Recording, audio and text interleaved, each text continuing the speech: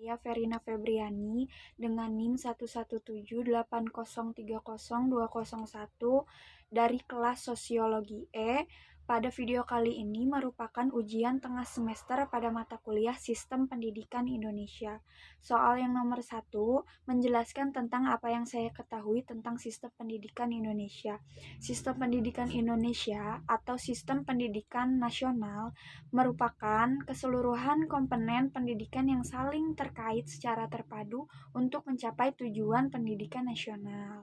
Pada hakikatnya, pendidikan merupakan suatu hak setiap individu untuk mendapatkannya. Pendidikan merupakan usaha sadar yang dilakukan oleh manusia agar dapat mengembangkan potensi dirinya melalui proses belajar sebagaimana yang tertuang pada Undang-Undang Dasar 1945 Pasal 31. Saat ini, pendidikan diatur oleh Undang-Undang Nomor 20 Tahun 2003 tentang Sistem Pendidikan Nasional.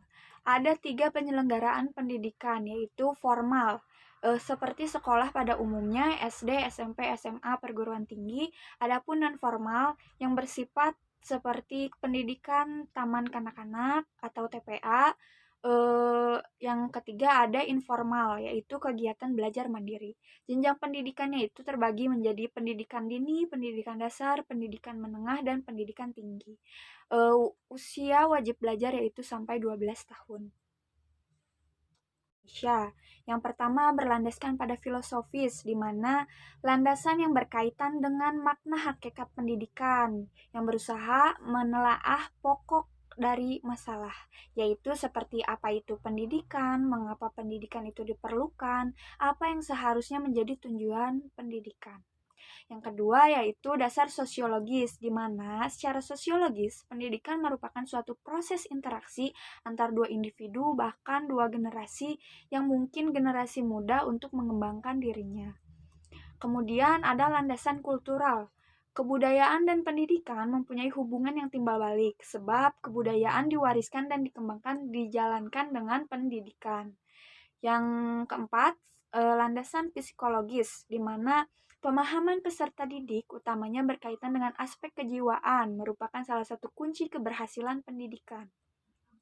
Kemudian ada landasan ilmiah dan teknologi. Pendidikan serta ilmu pengetahuan teknologi mempunyai kaitan yang sangat erat sebab pendidikan sangat berperan dalam pewarisan dan pengembangan iptek.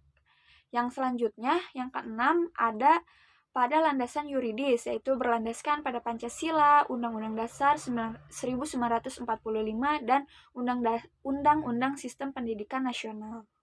Yang ketujuh, yaitu berlandaskan pada religius, teruntuk kita yang sebagai agama Islam, landasan religiusnya berdasarkan kepada Al-Quran dan hadis. Dihadapi dalam sistem pendidikan Indonesia dan bagaimana solusinya.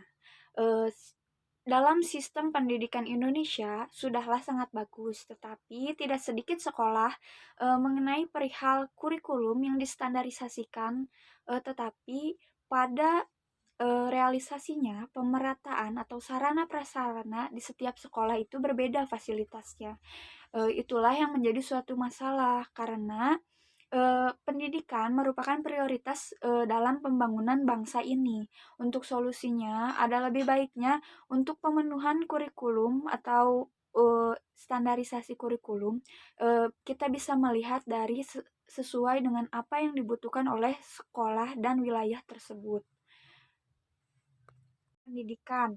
Yang pertama, standar isi. Standar isi terdapat kerangka dasar dan struktur seperti kurikulum, beban studi, dan kalender akademik.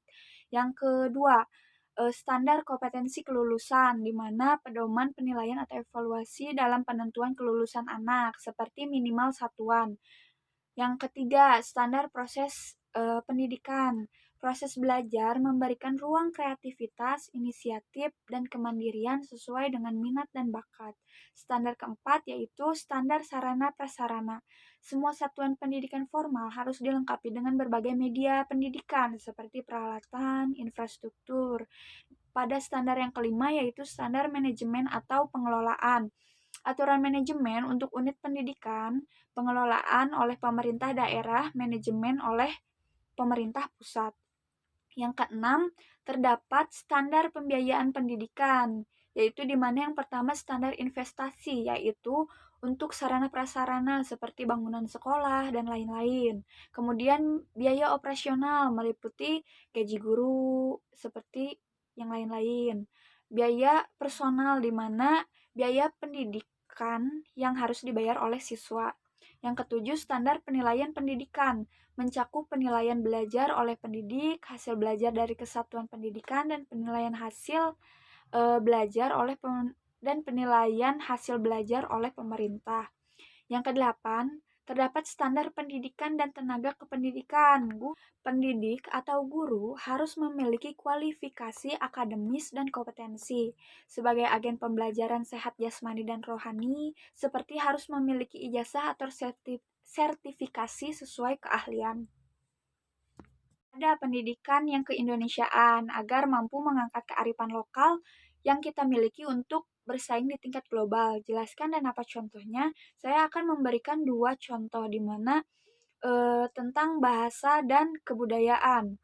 Bahasa dan kebudayaan ini menjadi suatu kearifan lokal yang mampu kita angkat kepada tingkat global, di mana bahasa Indonesia sekarang yang menjadi ciri identitas kita telah banyak dipelajari dan diminati oleh bangsa luar. Makanya kita harus mengeksplor bahasa kita dan kebudayaan kita, di mana dalam pendidikan yang berbudaya seperti pendidikan karakter bisa saja kita pelihara dan kita terus lakukan agar bahasa dan budaya ini menjadi yang Indonesia miliki untuk bersaing pada tingkat global. Setuju atau tidak? Jelaskan alasannya. Fenomena SMK menjamur di mana-mana, ya setuju, karena SMK merupakan sekolah salah satu di mana kita di dalamnya terdapat jurusan yang sesuai dengan minat atau bakat para siswa yang akan melanjutkan sekolah ke jenjang selanjutnya. Tetapi alangkah lebih baiknya ketika fenomena SMK menjamur di mana-mana, peluang untuk bekerja itu harus diperluas, karena semakin banyak SMK di mana siswa itu disiapkan untuk langsung bekerja gitu. Jadi menjamurnya SMK pun harus dipertimbangkan dengan sektor apa saja yang dibutuhkan. Disitulah lahir jurusan-jurusan yang akan membangun bangsa Indonesia ini.